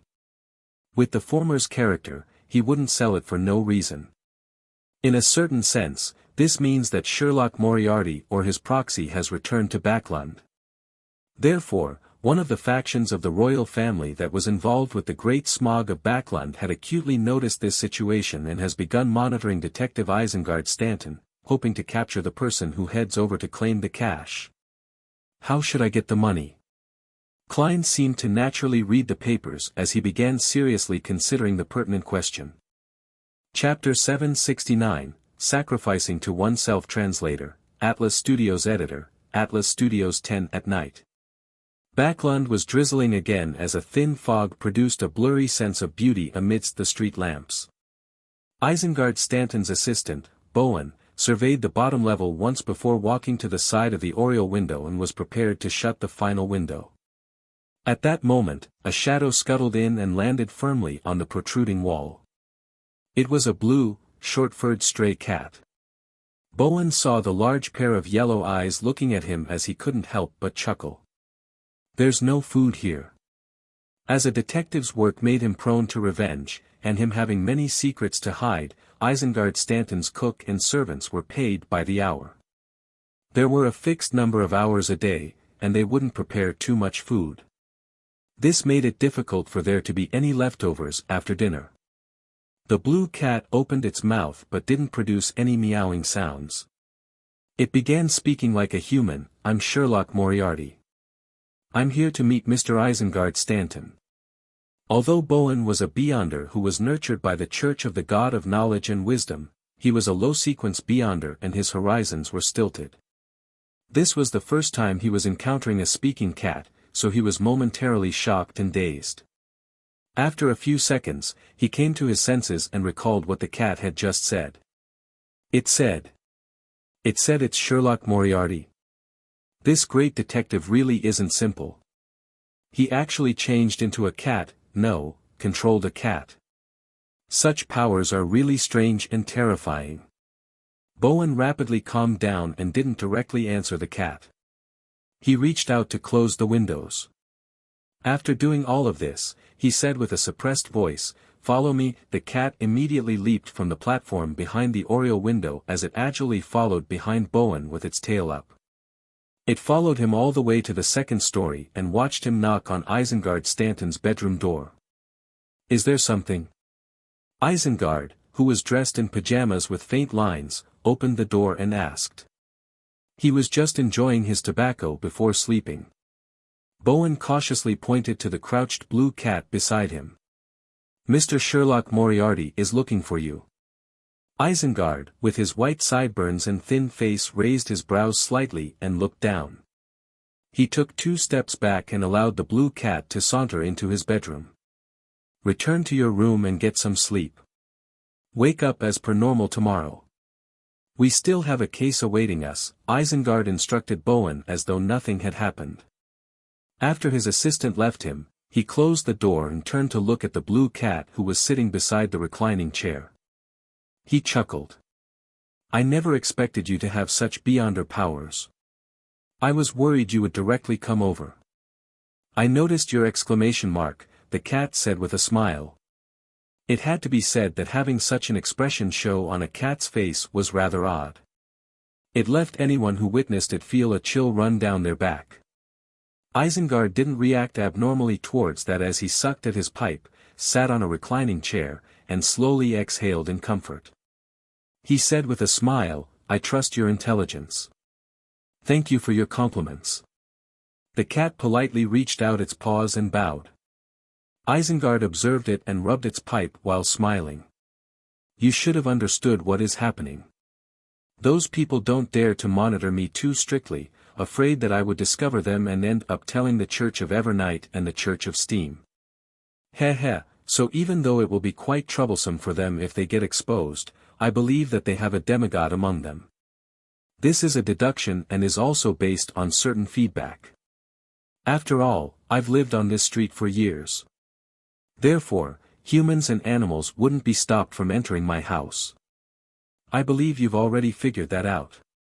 But when leaving, you'll definitely be tailed and tracked. Do you have the means to evade their tracking? The sum of money isn't a small one. Bringing it out would be quite conspicuous. Let me think. Were you planning on conferring with me in order to get me to deposit the money into a particular bank account, and then you'll find many people to withdraw them in different parts of Backland?" Upon saying that, Isengard said with a self-deprecating smile, "This is the best solution I can think of, but carrying it out would be extremely troublesome." The cat didn't give a direct response as it gave a deep chuckle. "I only need you to lend me an empty room and 3 candles. No problem." Isengard didn't press the issue as he said, "The shares were sold for £12,000. The buyer is the daughter of Earl Hall, Audrey. Well, the hiring of lawyers and accountants, as well as the publishing of the advertisements cost a total of £600. In addition, there was a 0.5% stamp duty and 20% D-type taxes. So at the end of the day, there's only £8,940 left. D-type taxes were a tax on commercial, financial, and specialized income. There's tax. More than £2,000 are gone just like that." The cat's expression instantly froze. Klein was formerly a nighthawk, and his salary was tax-free. Later, as a private detective, his income was difficult to be monitored, so he never declared his income for tax purposes. Later, he became an adventurer, and since the bounties targeted at pirates enjoyed concessions, there was no need for him to pay taxes on them. Hence, he never realized that tax was something he needed to pay.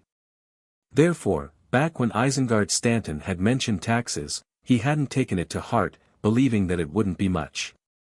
However, reality had given him a heavy beating. As for why there weren't any taxes for the share transaction the previous time, taxes were waived by the lone government for initial investments related to inventions, as a way to foster inventions.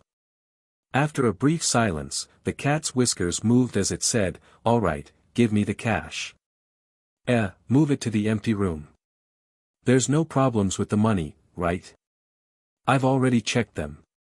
They wouldn't do any cheap tricks on that, as it would be an insult to my intelligence." Isengard stood up with his pipe. "Remember to send me a signed letter of confirmation by mail later." "It's already on its way," the cat replied, prepared.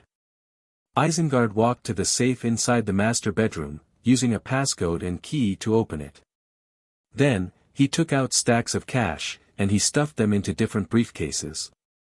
Following that, he left the master bedroom with these briefcases and entered a guest room diagonally opposite the master bedroom. "Check it." Isengard placed the briefcases filled with cash on the ground as he said to the cat that followed him in. "I trust you," the cat said after taking a few glances. Isengard nodded and pointed to the cabinet. "There are candles inside." With that said, he left the door, held the doorknob, and said with a smile, "I'm really curious how you would leave. I believe it will be a very exciting magic show." Isengard Stanton closed the door with a click, leaving the guest room silent and bleak. At the cat's side, a figure dressed in a dark red coat and an old triangular hat appeared. It was none other than Klein's marionette, Wraith Senior. He found the candles and quickly set up a simple altar. Skipping over many of the first few steps, he directly muttered in Elvish, "Blessed of the sea and spirit world, guardian of the Rörsted archipelago, ruler of the undersea creatures, master of tsunamis and storms, the great Calvetua. Your devoted servant prays for your attention. I pray for you to take his offerings. I pray for you to open the gates to your kingdom." The wind inside the wall of spirituality suddenly grew in intensity as Senor quickly sliced the back of his hand and threw out a few drops of blood. As a sequence 5 wraith, everything on him was material that was rich in spirituality. The strong winds sucked up the blood, howling as it drilled into the candle flame that symbolized sea god Calvetua. The flame burgeoned, forming an illusory door filled with magic labels and symbols. After about 10 seconds, the door let out a heavy creak as it slowly opened. One by one, Senor lifted up the briefcases filled with money and threw them into the illusory door. When there was almost none left, the gold coin he stored in his body flew out and landed on the altar. The wraith's figure then disappeared, projecting onto the smooth side of the gold coin. The gold coin trembled as it flew up, hitched a ride on the briefcase ahead of it, and entered the illusory door of sacrifice. Silently, the mysterious door closed as the 3 candlelight were restored to normal. At this moment, the blue, short-furred cat seemed to recover its senses. It looked around blankly as it meowed. After a while, Isengard opened the door and entered, finding all the briefcases with the cash gone. There were only 3 candles burning silently as the blue short-furred cat was warily arching its back at him. While he scrutinized this scene, a rental carriage slowly drove past on the fork on the other end of the street. On the same night, in a building inside Sherwood Borough, Zio returned home under the drizzle. As she wiped her hair with a towel, she said to Furs, "Your letter has been mailed." Furs tersely answered as she began to guess when her teacher would respond. At this moment, Zio put down the towel and quipped, "There's news about Mr. X's gathering. It'll still be at the same place on Friday night." "Great. I can tell Mr. World. I wonder how much I'll need to pay." Furza's eyes lit up when she heard that. Before she could ask about the details, Zio added, "Mr. X also gave a mission that's said to have handsome rewards. It's to inform him of people around them who have abnormal luck." "People with abnormal luck?" Furs muttered in puzzlement. Is this man's brain working? Who would divulge things around them at such a gathering?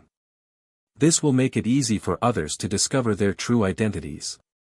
Who knows? Perhaps he really is a lunatic. Zio didn't know anyone with abnormal luck, so she answered without much thought. Furs carefully thought for a moment, but she failed to figure out the true intentions behind this mission. All she could do was throw it to the back of her mind. She planned on praying to Mr. Fool once Zio went to take a bath, passing the relevant information to the World Gehrman Sparrow. Chapter 770, A Child Should Act Like a Child. Translator, Atlas Studios Editor, Atlas Studios. Mr. X is looking for people with abnormal luck.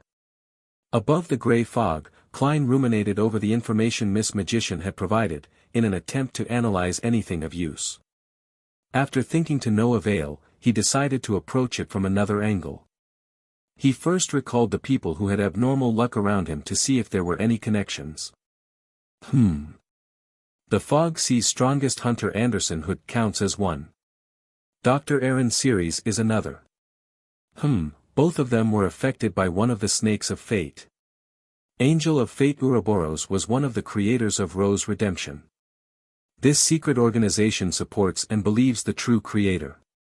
The Aurora Order is equivalent to the true creator's church. A series of circumstances surfaced in Klein's mind as he quickly came to a conclusion. This is Angel of Fate Ouroboros's attempt to search for Snake of Fate Will Acceptin. He is driving the members of the Aurora Order to help him find Snake of Mercury Will Acceptin. And this implies that behind Mr. X, there's a king of angels existing somewhere in Backland. Under such circumstances, assassinating Mr. X will be equivalent to having a death wish. It's no wonder Mr. X doesn't care about the uniqueness of Backland. The official factions would at most imagine that he has a saint backing him. In the official dossiers, the Aurora Order only has 5 saints. This way, they will respond in the wrong manner. After Klein made the judgment, the first thought he had was to decline Miss Magician's request, and also to warn her not to provoke Mr. X. If it wasn't because sounding the alarm might affect Snake of Mercury Wuxia, while the Church of the Evernight Goddess clearly had records of Dr. Aaron Sirius's bout of bad luck, Klein would have gotten Miss Magician to report both the Angel of Fate Ouroboros and Mr. X to a particular church. He calmly thought for another few seconds and conjured the World Gairman Sparrow, making him pray in the grey fog. "I'll confirm the situation and give you a reply tomorrow." He didn't directly reject her commission, as he planned on first asking Snake of Mercury Wuxia. He then immediately returned to the real world, and he carefully took out the extremely fragile paper crane from his wallet before gently unfolding it. Klein wasn't in a rush to write anything. Instead, he first recalled the various questions he needed to consult Willon. After thinking up a draft, he got out a pencil and sharpened it with a blade. After stretching his muscles, Klein wrote, "The members of the Aurora Order are searching for people with abnormal luck. I wonder if you know how to use the Worm of Time to create charms. Does your placenta blood count as a mythical creature's blood? If it does, I hope to obtain 1 drop. What price would I have to offer?" Klein had originally planned on asking Wuxia how he was able to maintain his rationality.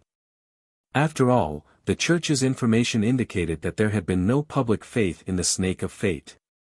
However, he ultimately curbed himself from doing that, afraid that Wuxia in his infant state replied, "How did you conceive the notion that I'm rational?" That way, he had no idea if Will was joking or speaking the truth. Although there's no organization that believes in the Snake of Fate, there are certain areas that believe in the God of Luck. It's considered a traditional custom. Perhaps they are an alternative identity of Wuxia or Ouroboros. Klein mumbled silently and used the best of his clown abilities before managing to refold the paper crane. He then placed it underneath his pillow. After doing all of that, he had the time to calculate how much cash he had. 17,046 pounds, 5 gold coins, 3 soldi, and 8 pence in change. If I had assets like a house, manor, and company shares, having so many liquid assets would make me quite a tycoon in Backland. Of course, I'm still very far from being a top tycoon. To reach them, one's overall assets need to be £1 million. As Klein was glad that he had quite a bit of money, he recalled his debt, as well as the large investments that he needed to make in order to develop his persona's image. He then drank a mouthful of water, got into bed, and covered himself with a light but warm blanket before he slowly fell asleep.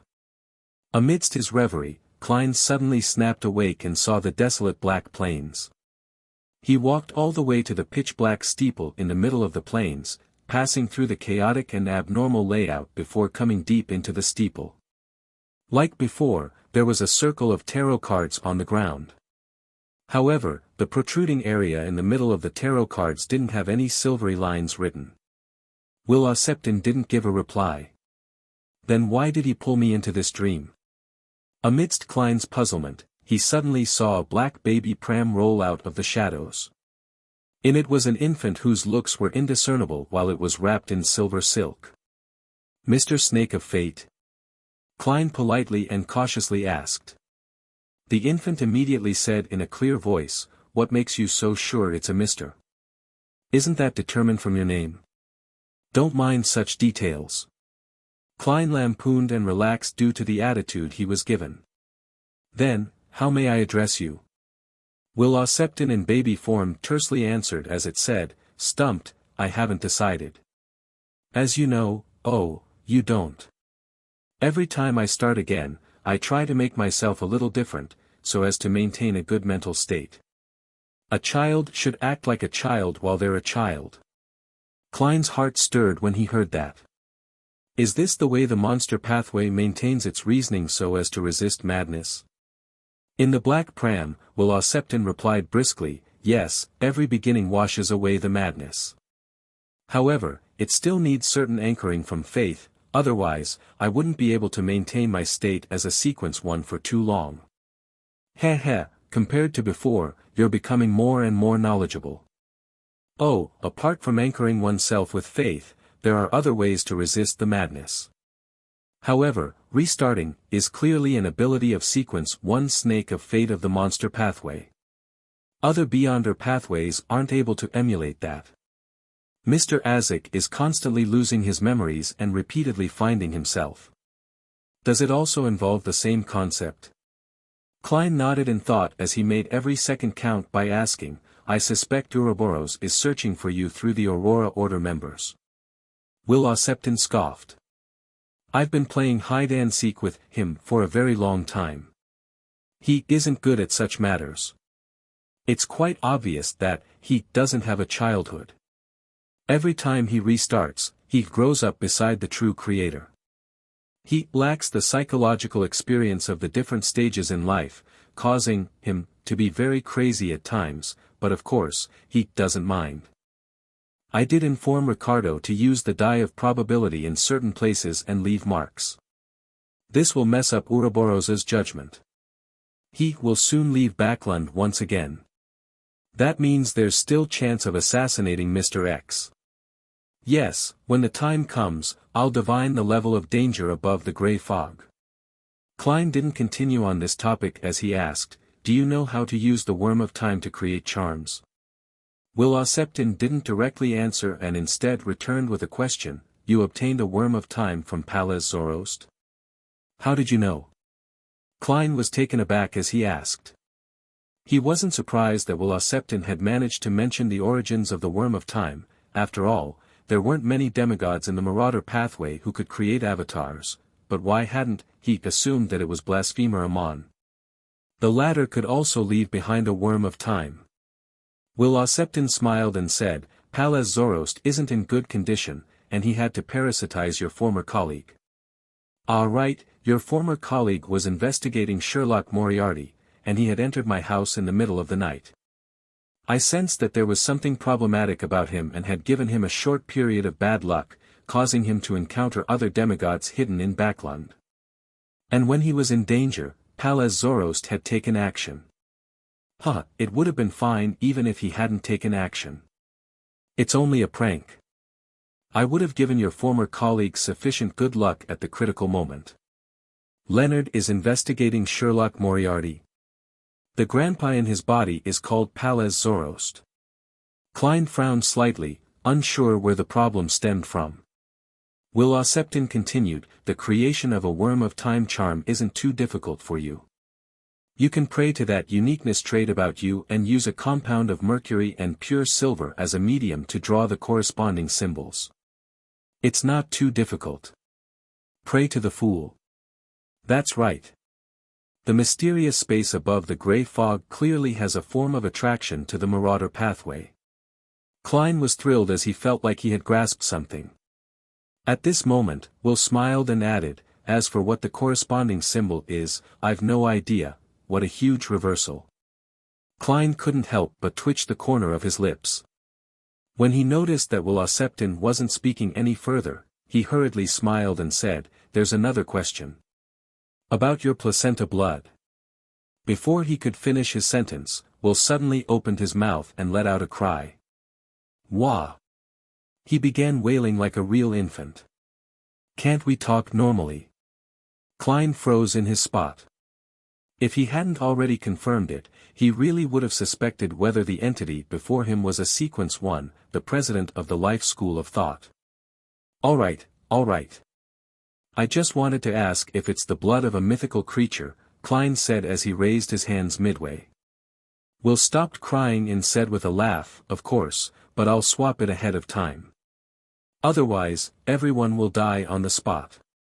He paused for a moment before saying, if you can give me something suitable, it's not impossible to give you one drop. All right, goodbye. Just as Will Oseptin said that, Klein felt the steeple shake as the dream rapidly shattered. Soon, he woke up.